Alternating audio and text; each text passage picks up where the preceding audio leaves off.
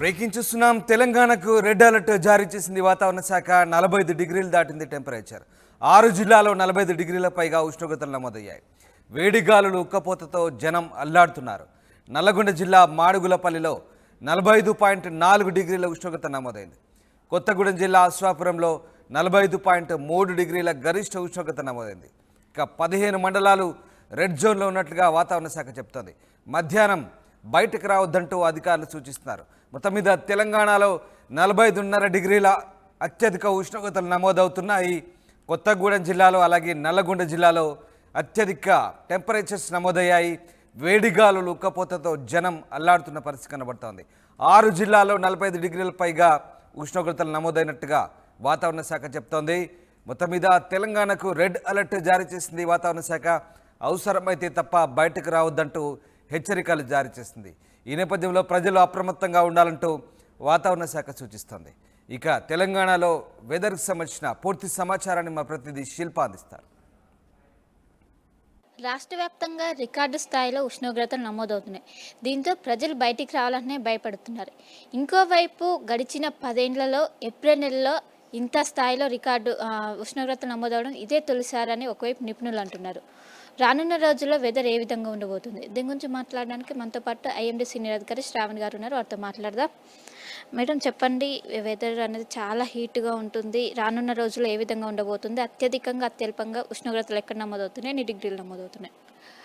మనకి తెలంగాణ రాష్ట్రం మొత్తం మీదుగా చూసుకున్నట్లయితే 40 డిగ్రీల పైన ఉష్ణోగ్రతలు నమోదవుతున్నాయి.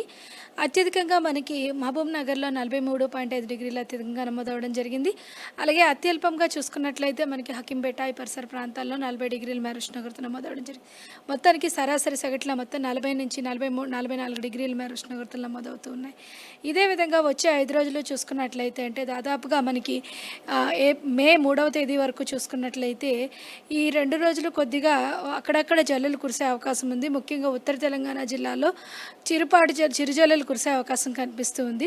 కానీ మిగతా జిల్లాల్లో అంటే మొత్తం ఉష్ణోగ్రతలు చూసుకుంటే మాత్రం 40 నుంచి 44 డిగ్రీల మేర నమోదయ్యే అవకాశం అయితే కనిపిస్తుంది వచ్చే 5 రోజులు కూడా.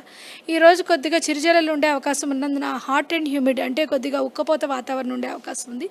రేపటి నుంచి మాత్రం మనకి కొద్దిగా వడగాల్పులు వీచే అవకాశం అయితే కనిపిస్తుంది. ఈ వడగాల్పులు ముఖ్యంగా దక్షిణ జిల్లాల మీద ఎక్కువగా ప్రభావం చూపించే అవకాశం అయితే ఉంది. ఈ చిరుజల్లులు ఉన్నాయంటున్నారు, దేని ప్రభావంతో చిరుజల్లులు వస్తాయి? ఎక్కువగా ఏ జిల్లాల పైన ఉంటుంది? దాదాపుగా మనకి విదర్భ ఈ పరిసర ప్రాంతం నుంచి ఒక్కొక్క చిన్న ఉపరితల ఆవర్తనం ఉంది. దాని యొక్క ప్రభావం వల్ల ఉత్తర తెలంగాణ జిల్లాలైన ఆదిలాబాద్, ఆసిఫాబాద్, నిర్మల్, మంచిర్యాల, నిజామాబాద్ వరకు కూడా కొద్దిగా చిరుజల్లులు కురిసే అవకాశం ఉంది. మనకి కరీంనగర్ నుంచి దాదాపుగా రాజన్న సిరిసిల్ల, పెద్దపల్లి, కరీంనగర్, జయశంకర్, భూపాలపల్లి దగ్గర నుంచి కూడా ఉష్ణోగ్రతలు సర్వసాధారణంగా నమోదయ్యే అవకాశం ఉంది. దాదాపుగా 42 నుంచి 44, 45 డిగ్రీల వరకు కూడా రీచ్ అయ్యే అవకాశం అయితే కనిపిస్తుంది. ఇంకోవైపు రాత్రిపూట ఉష్ణోగ్రతలు ఏ విధంగా నమోదవుతున్నాయి హైయెస్ట్గా?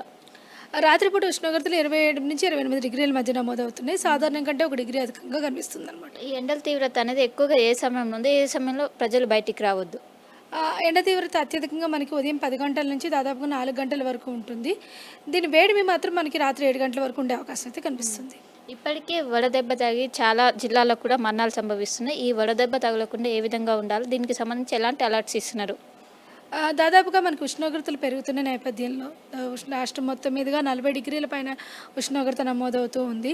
ఈ సమయంలో ముఖ్యంగా అత్యధిక వేడిమి కానీ లేదంటే అత్యధిక ఉష్ణోగ్రత మనకి ఉదయం 11 గంటల నుంచి 4 గంటల వరకు ఉండే అవకాశం ఉంది. ఇది మనకి వేడి అనేది 7 గంటల వరకు ఉండే అవకాశం ఉన్నందున ఈ ముఖ్యంగా 11 గంటల నుంచి 4 గంటల వరకు చాలా వరకు వృద్ధులు కానీ పిల్లలు కానీ ప్రయాణాలు అనేవి చాలా తగ్గించడం మంచిది. ఎందుకంటే ఎక్కువగా ఎండలో తిరుగుతున్నప్పుడు బాడీ డీహైడ్రేట్ అయ్యి కొలాప్స్ అయ్యి వడదెబ్బ జరిగే అవకాశం అయితే కనిపిస్తుంది.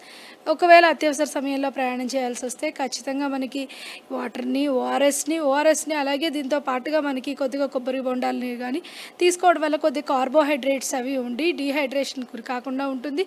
అలాగే ఒక్కసారిగా మనం రాత్రిపూట వచ్చేసరికి అదే వేడిమి కంటిన్యూ అవుతూ ఉండడం వల్ల కొద్దిగా మనకి చల్లబడింది అనే ఉద్దేశంతో వాటర్ తగ్గించడం అవుతుంది. కానీ రెగ్యులర్ వాటర్ ఇంటేక్ చేయడం వల్ల మనకి ఈ వడదెబ్బ నుంచి తగ్గించుకునే వారు అవుతాం. ఈ చర్యలన్నీ తీసుకోవాల్సిందిగా ఆల్రెడీ రాష్ట్ర ప్రభుత్వానికి అలాగే మనకి డూస్ అండ్ డోంట్స్లో కూడా చెప్పడం అయితే జరిగింది.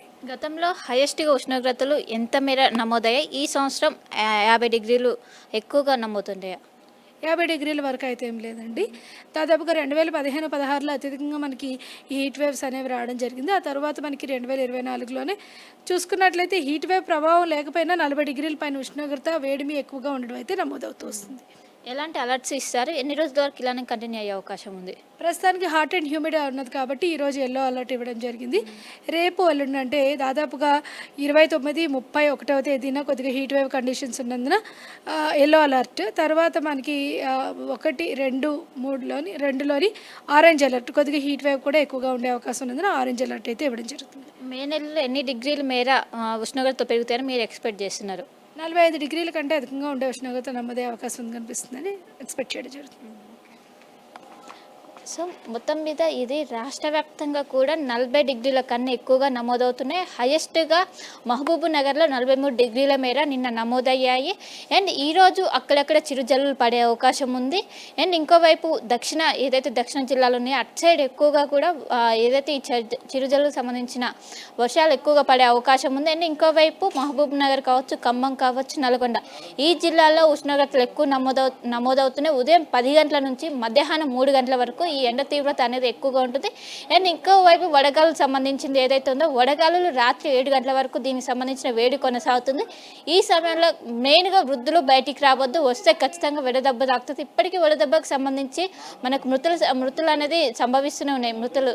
సో ఇప్పుడు ప్రజలందరూ జాగ్రత్తగా ఉండాలి. అండ్ ఎండ వేడి ఎప్పటికప్పుడు డీహైడ్రేట్ కాకుండా ఒకవైపు గ్లూకోజ్ కావచ్చు, కొబ్బరి బోండాలు కావచ్చు, వీటిని అన్నింటినీ ఎప్పటికప్పుడు సేవించాలని ఒకవైపు వాతావరణ శాఖ అధికారులు అయితే చెప్తున్నారు. కెమెరా పర్సన్ గణేష్తో కలిసి శిల్పా RTV హైదరాబాద్.